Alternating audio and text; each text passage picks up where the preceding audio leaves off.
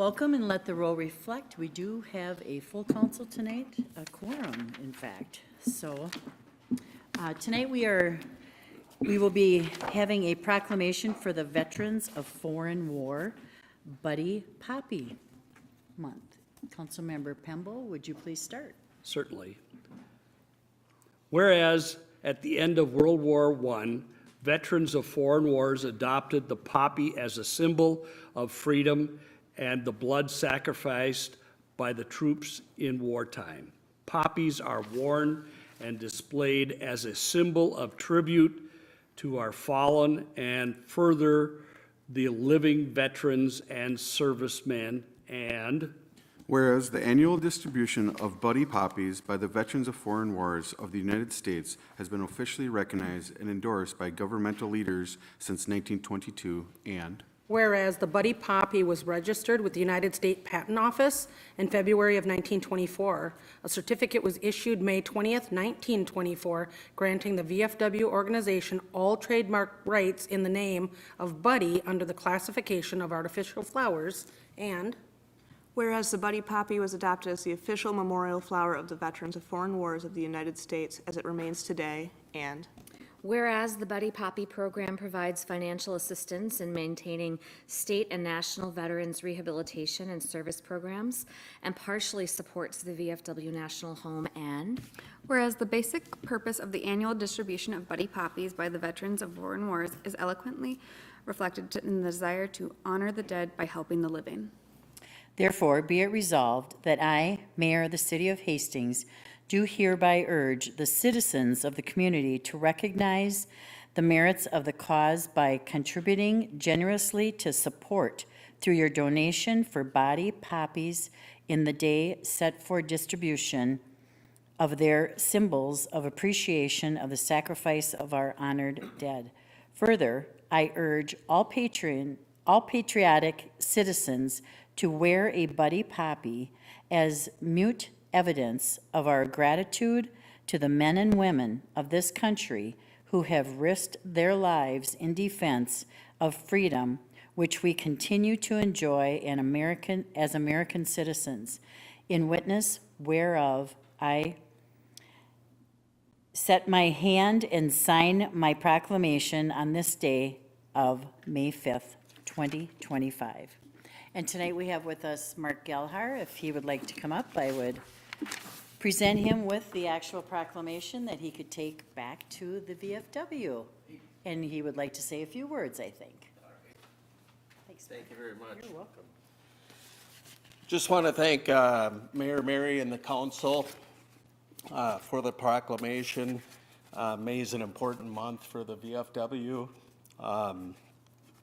Besides the Poppies, Memorial Day, which to me is the most heartfelt Veterans Day there is. So thank you. Hopefully you can all attend Memorial Day at the levee, 11 a.m. And we'll have a nice program to honor our deceased veterans. Thank you. Thanks, Mark.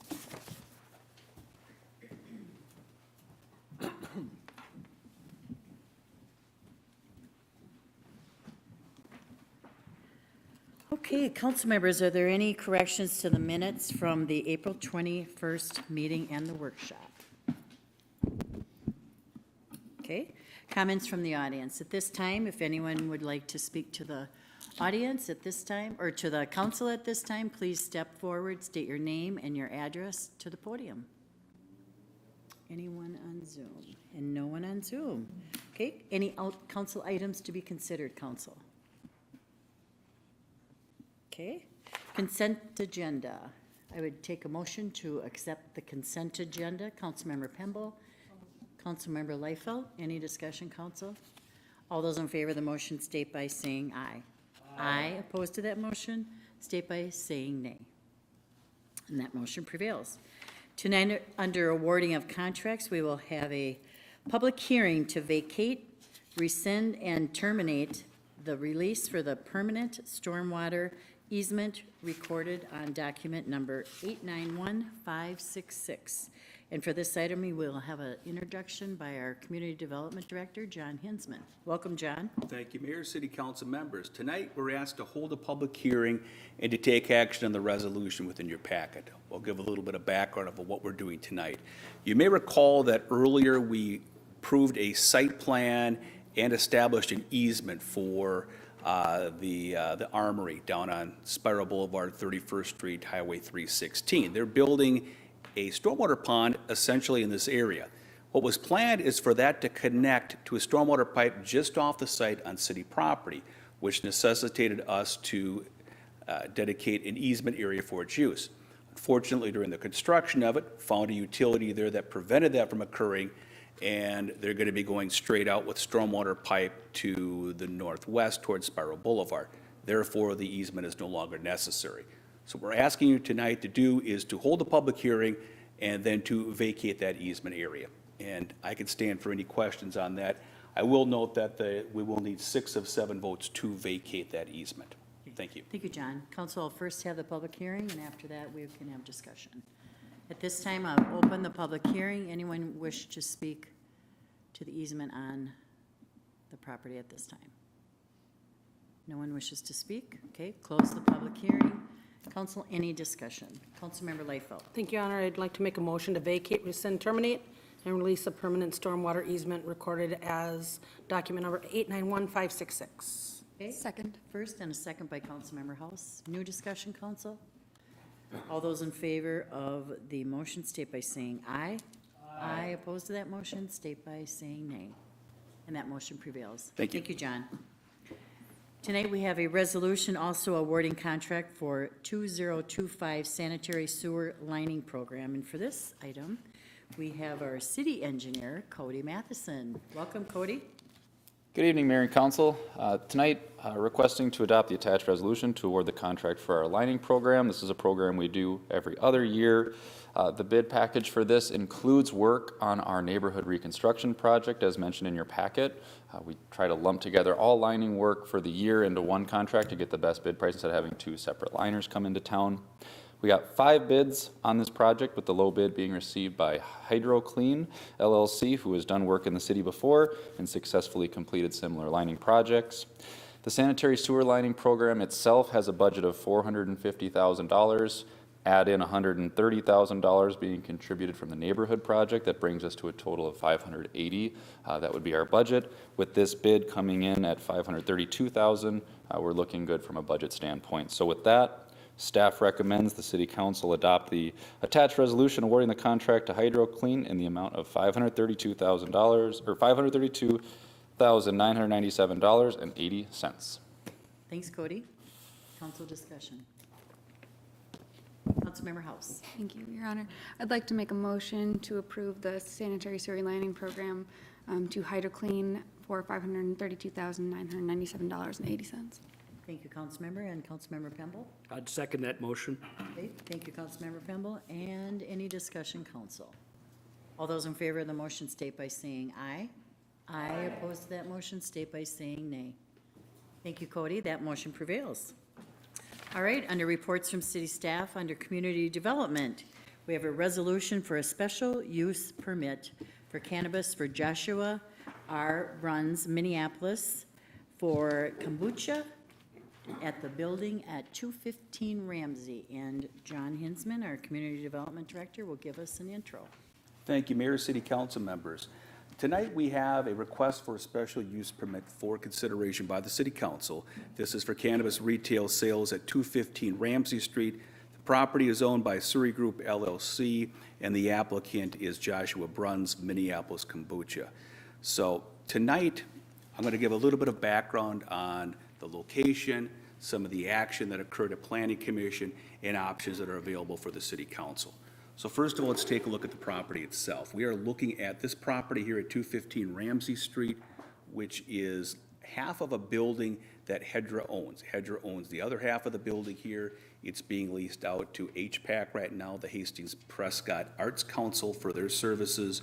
And then these other parcels in the front are part of a joint parking lot that we own jointly with the Surrey Property Group, who owns the property under question tonight. So this is what the property looks like.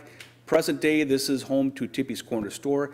If this was to go forward, Tippy's would go away, and the cannabis retail store would go into its place. So options we have before the council tonight with this special use permit. We have two options, two recommendations moving forward to you. One is from the Planning Commission. Planning Commission did look at this at the April 28th meeting. Public hearing was held during the meeting. We had a number of people that spoke to it, had questions pertaining to the location of this operation in conjunction to Art Spaces programming in the adjacent building. If you were to go with denial of this tonight, specific reasons relating to the inability to establish conditions to ensure protection of public health, safety, or general welfare need to be stated. So if the council does choose to deny this tonight, the reasons need to be specific. What we would do at that point is ask the council to direct us to prepare a resolution for denial consistent with those conditions discussed and brought forward by council to staff tonight, and then we would take consideration of that at the next meeting on May 19th. The recommendation for denial is consistent with the Planning Commission. They voted 4-1 with Chair Messina voting nay on that one to recommend denial of this to the City Council. This requires a simple majority. If you were to deny this, it would take a simple majority of council. If you were to vote to approve the project tonight, we have an attached resolution that would include conditions for the approval. This is a recommendation of city staff. City staff's review of this found that it does meet the requirements of the code, and we would recommend approval of it. Approval of the special use permit, and any special use permit, would require 6 of the 7 council members. So just want to lay those options out before you tonight to take one of those two options. With cannabis, it's a process. The special use permit tonight does not guarantee an individual to be able to sell cannabis. What this does tonight, with the approval of a special use permit, it allows one to be able to meet the general licensing requirements by Office of Cannabis Management, or OCM, to check a box to say, do you meet local zoning? Check.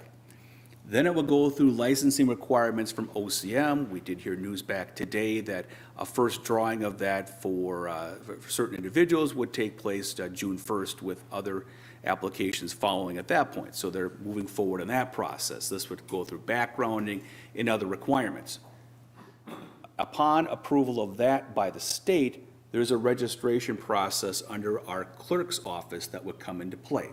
This is coming under Chapter 117 of the City Code. One thing that's important with that is that only one retail cannabis business would be allowed.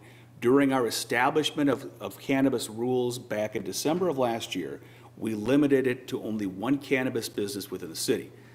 The important part is the determination of the registration. If we do have multiple licenses from OCM that could be registered with the city, would need to be determined by the council at a later date. I'll stress that tonight is not the time that we're asking for the council to make any determinations on whether, if multiple applications are approved, how we should make that determination. It is an important consideration, but a consideration we will do independent of tonight's discussion. Tonight, what we're looking at is does this special use permit and a subsequent similar special use permit meet the requirements for action by the City Council? So, a map here of the inside of the building itself. They would have shelving areas, vault areas. They have a security plan that has been approved by our chief of police, and I should qualify it by saying he's reviewed it. He agrees with the layout of it, and it would be subject to the inspection once these things are put into place and constructed within the building itself. When you take a look at the property, let's go back here. Property is zoned C3, and special use permit for cannabis is allowed within that zone. When you take a look at surrounding uses, HPAC operations are next door to it, other commercial uses within the downtown. We do have a home listed over here that is zoned commercial. This is a home that's been vacant for some time, was subject to a development for a potential apartment complex by Luke Seward a couple of years back. And then we have the senior building, Mississippi Terrace, operated by Dakota CDA across the street. So we have a mixture of things within there. One of the things within the requirements of the zoning portion of cannabis is, in most districts, there are the establishment of setback requirements of certain types of uses, either from park facilities attractive to children, or schools, and a few other qualifications. When the council reviewed this ordinance back in December, it adopted the ordinance with the provision that any property within the downtown area was not subject to those requirements. So there are certain items that are closer to it, but under the code that we adopted, they do not need to meet those setback requirements, and so they do meet the requirements of our special use permit qualifications for operation in that case. And so, Mr. Joshua Bruns of Minneapolis Kombucha is here tonight if you have any questions for him, and I can stand for any questions as well. Thank you. Thank you, John. Councilmember Lightfoot? Thanks, John. John, you started out by, when you talked about the building, who owns the building? Half of the building is owned by Hedra, the Okay. north half of it, and then Surrey Group, who I think they're related to Walker Chiropractic, who's owned the building for quite some time. But so they own the south side of the building. Yeah. Hedra does own the north side of the building. Correct, and we share the parking lot. Thanks, John. Thank you, Councilmember Lightfoot. Any other discussion, council? Okay. She's pondering, so I'm just waiting. Councilmember Verichoff. Thank you, Your Honor. I'm appreciative, John, for this presentation tonight, and thank you for diving a little bit more in depth of what's expected of us tonight in terms of us making this decision on this dais. As you said, there have been many concerned folks that have come forward and spoken at the previous meeting, and a lot of those folks reside in my ward, where this would be, in Ward 1, that I represent, and so I want to make sure that their voices are being heard. But the way that I'm hearing this tonight is the issue that is actually up for City Council to approve or not approve is, did this request for the special use permit meet the requirements that were stated in the application? It's not anything more than that. That is a conversation for down the road at some point. What we're doing tonight is saying, yes, this application fulfills those needs. Somewhat, and I can make some qualifications to Thank you. that council member. With a special use permit, special uses within the zoning code are termed either permitted uses, you can do them outright by right, or special uses, which means that they may be able to be approved if certain conditions to ensure their operation to fit within the health, safety, general welfare can be verified. And so what we've done here as staff is we've put certain certain conditions on the special use permit that we feel would allow this to operate in harmony with the neighborhood. And so if the council was to take an opinion that that was not the case, we're asking for those specific reasons to be cited, because we would need to do that. Within the general terms of how the approval works, this would be one step that the city council would have in ultimate determination of sale of cannabis within this application and within the city. This allows one to qualify for OCM licensing, and then during the registration process, a selection would need to be made as far as who that registrant would be. Thank you, Councilmember Verichoff.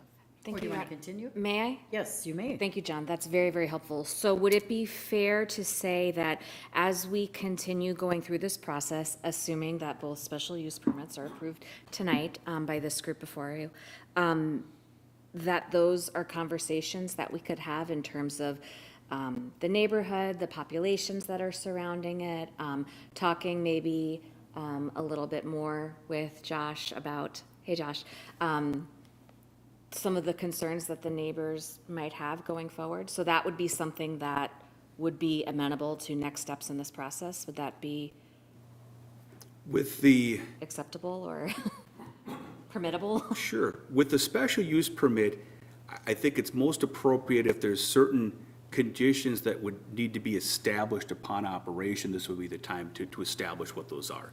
If you concur with the opinion of staff and the conditions staff has proposed on that one, fine.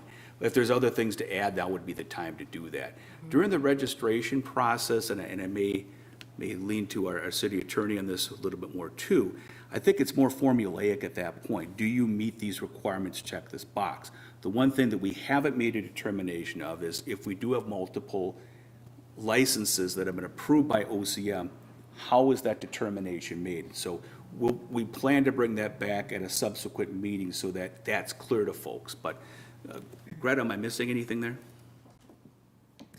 No, John, I agree with what you said, and to answer your questions, Councilmember, the zoning ordinance has already been amended. A lot of the things I think that you're talking about have already happened.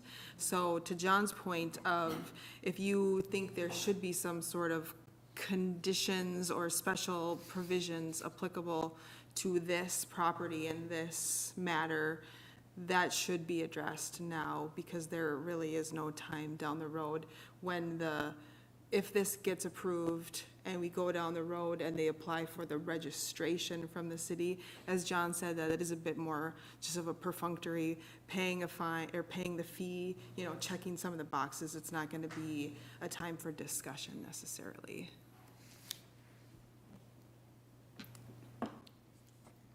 Councilmember Virchow. Councilmember Leifeld. To kind of on Councilmember Virchow's comment, our hands are tied to a degree because this is all coming from the state, right? So this is unlike anything I've ever seen before in regards to dispensaries around the country. But this is what the state has set up for us. So under the circumstances and based on that address being Zone C3, I would like to make a motion that we allow, or that we go ahead with the special use permit for cannabis retail sales for Joshua Bruns of Minneapolis Kombucha at 215 Ramsey Street. Thank you, Councilmember Leifeld. Councilmember Pemble. I'll second that motion. Thank you, Councilmember Pemble. New discussion, Council. Counselor, did you have something else to say? Oh, sorry. Okay, just checking. Okay, all those in favor of the motion state by saying aye. Aye. Opposed to that motion state by saying nay. Okay, and that motion prevails. Okay, thank you. Okay, John, you can continue with our second resolution for a special use permit for Steve Benowitz at 2103 Vermillion Street. Thank you. And same type of special use permit. Correct. Council, Mayor, similar special use permit request, different location here. Applicant is Steve Benowitz. The property address is 2103 Vermillion Street, commonly known as the Bar, which is this location of the building, and more specifically would be located in a portion of it which is behind this car over here, which used to be a bottle shop at one point. Steve does own the whole building on that one. Planning Commission did review this on April 28th as well. During the public hearing, we did have two people speak to this. The applicant spoke of his years of operation in Hastings, and we did have Mr. Bruns asking some questions about setback distance for operation for park facilities. Planning Commission did discuss the park facilities aspect to it.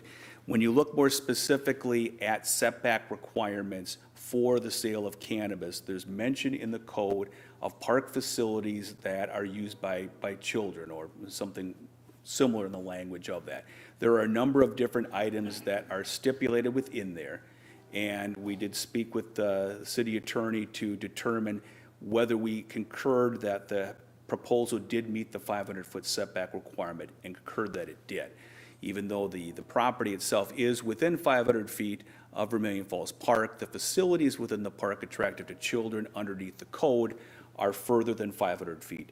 It would meet that requirement. So we bring this for you tonight with a recommendation of approval by the Planning Commission. Mr. Benowitz is here if you have any questions for him. Thank you. Thank you, John. Council, any other discussion? Councilmember Leifeld. Thank you, Your Honor. This one, I feel it really important to state out loud again that tonight's decision does not allow. It's not stating that you are going to be the dispensary within the city, even though the signs and products and such might be in the building.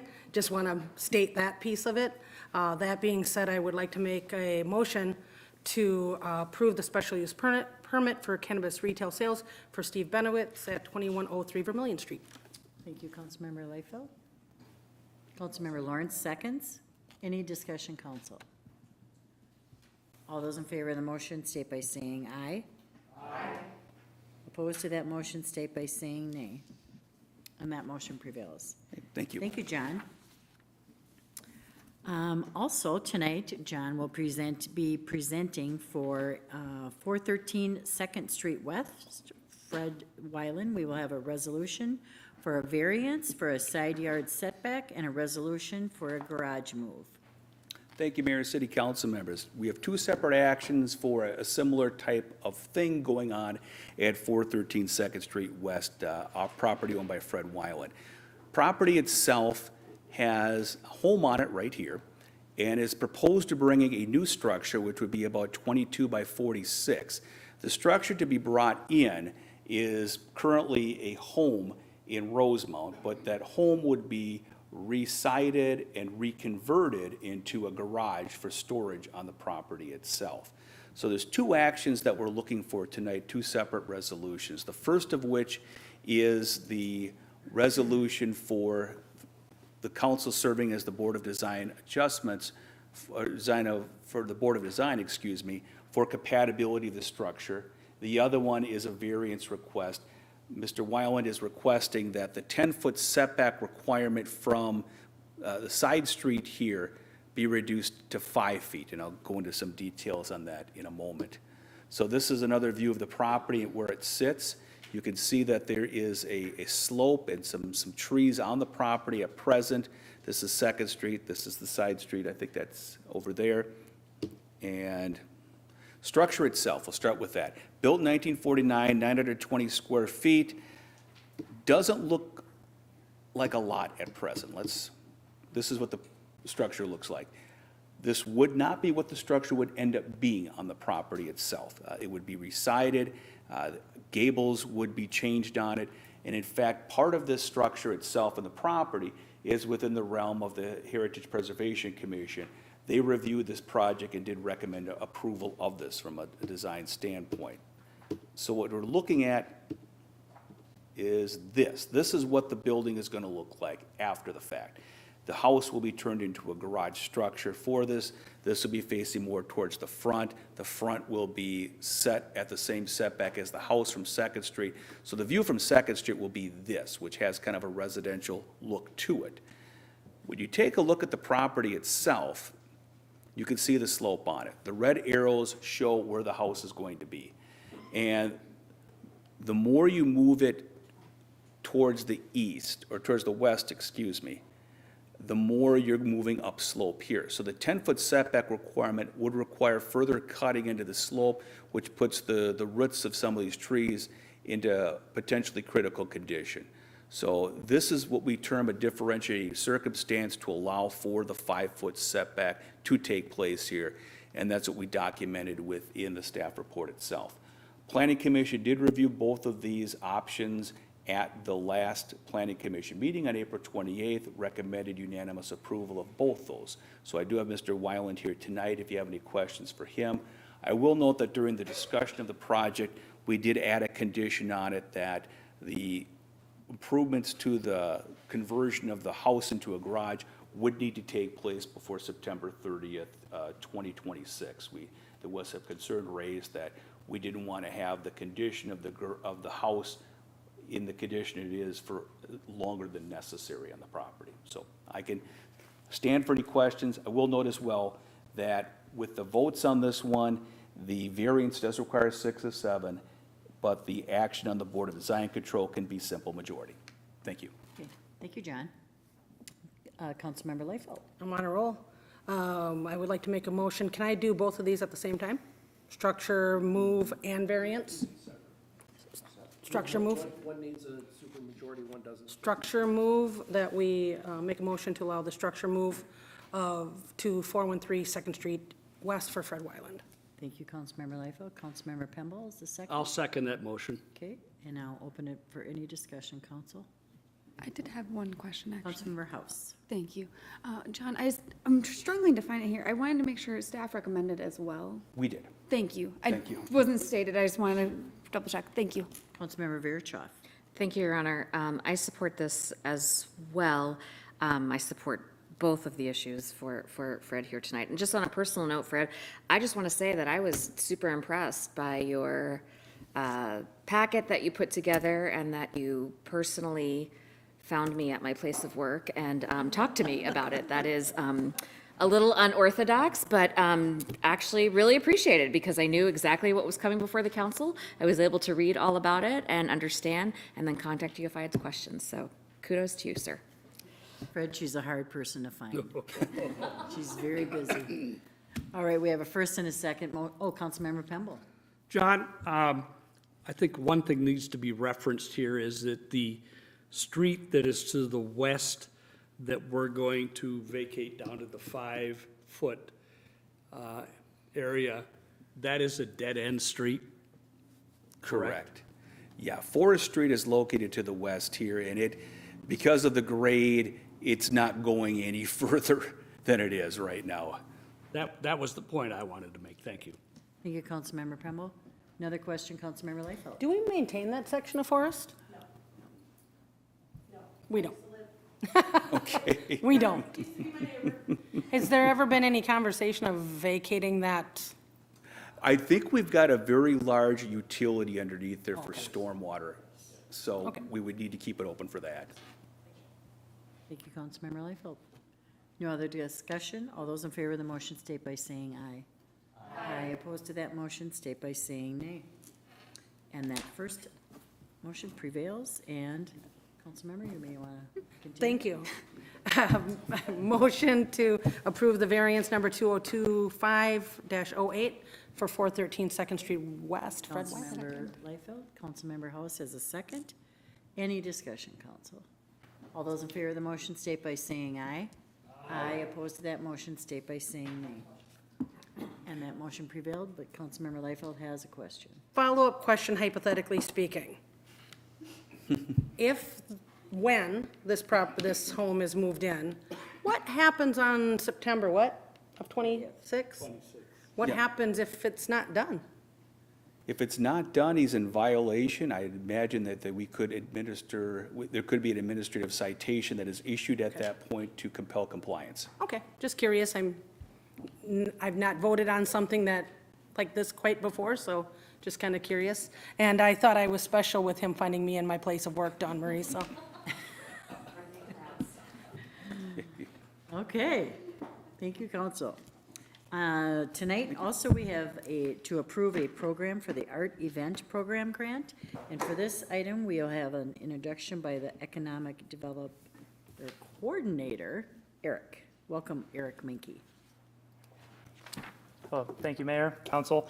I'm coming before you all today to present two very similar but different grant programs that have the full support from the Arts and Culture Commissioners. So just a little bit of background. I presented the 2025 work plan to you all earlier this year, and the document and kind of trajectory of the commission is pivoting away from hosting events themselves to supporting local groups so that they can host events. Part of it was derived from being an arm of the local government. It was difficult to do event planning. And so why not try to support nonprofit groups in the city that can be a little bit more flexible with their event planning and things like that. So in that work plan, there was line items to research and draft two grant programs. One is an arts event grant program, one is a cultural event grant program. Both are very similar, and that is what I'm presenting to you tonight.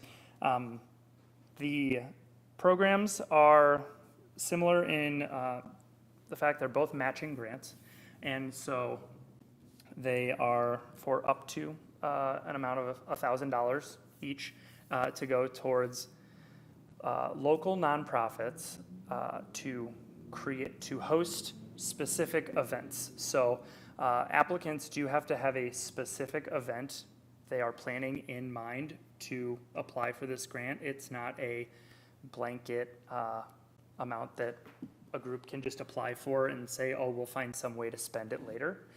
We do want specific events in mind. The ways that these programs differ is that the Arts Events Program is specifically available for nonprofit art groups that are within the city of Hastings. And the Cultural Events Grant Program is available for groups that are maybe outside of the city of Hastings, but the event has to be hosted within the city. Both programs do require the event to be hosted within the city and made public, made available to the public. I believe that's the largest thing that we have on here. We currently have budgeted for each $3,000 annually, and this first year, these would be on a rolling kind of first come, first serve rolling application, looking at having a more formalized open application period starting in 2026, where there will be an open period, collect the applications, and then the commissioners would review it, provide their recommendations to you all for approval for later in the year. But I'm happy to stand for any questions about these programs. Great. Thank you, Alex. First, I apologize. I called you Eric. It's Alex. It's okay. Sorry. I had your last name right. Councilmember House. Thank you, Adam. Thank you so much, Alex. I appreciate your hard work with this. With this being said, I wanted to have a point of clarification. I just want to make sure I heard this right. So the nonprofit does not need to be an organization within the city of Hastings, but the event has to be held in the city, correct? Yes, so this is where the two programs differ. The Arts Event Grant Program, you have to be an arts nonprofit that is within the city of Hastings. For the Cultural Event Grant Program, it can be a cultural nonprofit that is not within the city. But both programs do require that the events be hosted in town. Perfect. So I understand there's a little bit of confusion with that. The discussion point behind that was that we know there are a myriad of arts nonprofits within the city, whereas the number of cultural groups may be smaller, and we'd like to be able to open that up to a wider range to host more events. Thank you. That makes a lot of sense. With that being said, do you by chance know how many art nonprofits there are in town? I'm just curious. I mean, offhand, I would love any number of my commissioners to be here, since I believe we represent That's really great. all of If you the don't board know, that's members totally here. okay, Alex. It's I was at just least curious. 5, if At not least 5? more. Yeah. That's more than I thought, so thank you. Thank you, Councilmember House. Any other discussion, council? Okay, I'd like to make a motion to approve. I'll take Councilmember Beck first. I don't know if you had a question. I had a quick question. So say I'm an alt arts program in the city and I've already planned my event, like right now, I already paid for the permitting. What if I want to apply for this grant? Do I still need to match you dollar for dollar if I've already paid certain fees, or is there specific provisions because of this rolling basis before 26? That is a great question that I think I'd have to check the verbiage. I'm fairly certain that, and I may be confusing it with other grant programs that I oversee, on having the funds cannot be spent before, and I don't think that's actually in this one, so that's good. So they could have an event that they're already planning and say have put down payments on for things. And if they can prove that those funds have been spent and want to seek to apply and the event hasn't happened already, they can request funding. And now if the event had already happened, they couldn't seek to be, Retroactively, yeah. they couldn't Makes be sense. reimbursed for that. Yeah, thank you, Alex. Yeah. Thank you, Councilmember Beck. Councilmember House. Thank you, Anna. I'd like to make a motion to approve the creation of the art events program. And approve the creation of the cultural event grant program as well. Okay, thank you, Councilmember House. Councilmember Pemble. I'd second that motion. Thank you, Councilmember Pemble. Any discussion, council? All those in favor of the motion state by saying aye. Aye. Opposed to that motion state by saying nay. And that motion prevails. Thank you, Alex. Under administration tonight, as we always do, the first meeting of the month, we will have a PFAS update. And Letitia, you may start with your update. Thank you, Mayor. As you mentioned, we do a similar update every month, just trying to make sure that as a lot is happening, we're keeping pace with it and making sure that we're sharing updates. But with that said, change the format of the memo a little bit. So if it's like 6 pages of text, instead of having important pieces scattered throughout, although they're still there, I pulled the more prominent pieces, the new updates up to the front of it as a series of bullet points to make it a little bit more user-friendly. So just pointing out the different format. A few key things in the last month. On April 18th, we officially closed on the purchase of 1292 North Frontage Road, the property for the central water treatment plant. As previously noted, the current tenants have been given the notice to vacate by the end of June. Appreciate that they're working towards that. Personally, I get a little bit nervous that that time is coming fast, but certainly looking forward to working with them at finding new locations. Also very notable, earlier this evening on the consent agenda, you finalized and approved the 10% water rate increase effective July 1, which is necessary for payment on this upcoming construction project. This is the second of multiple rate increases. We're certainly, in the meantime, seeking funding, trying to minimize the impact on our residents and holding off having to do increases until sort of the last minute. But that was approved earlier this evening. That'll be effective in a couple of months here, and certainly various communications going out to our residents and businesses about that. Also earlier this evening, you approved the application for the Public Facilities Authority loan application. That resolution is a formal part of that loan process. It is a low-interest loan through the Department of Health, and although the paperwork will determine the final numbers, figure it's around 1.5% interest rate, and project that it will save us over $1 million in interest payments over the next 20 years, but certainly like seeing those savings come in because it's an expensive project. We also continue to seek financial assistance. We've got 3 plants to build, and although the first one's about to kick off, we still have a lot of other bills that we're trying to chase down. So at the moment, although the state legislative session is coming to an end in the next couple of weeks, our bonding bill request is still in consideration.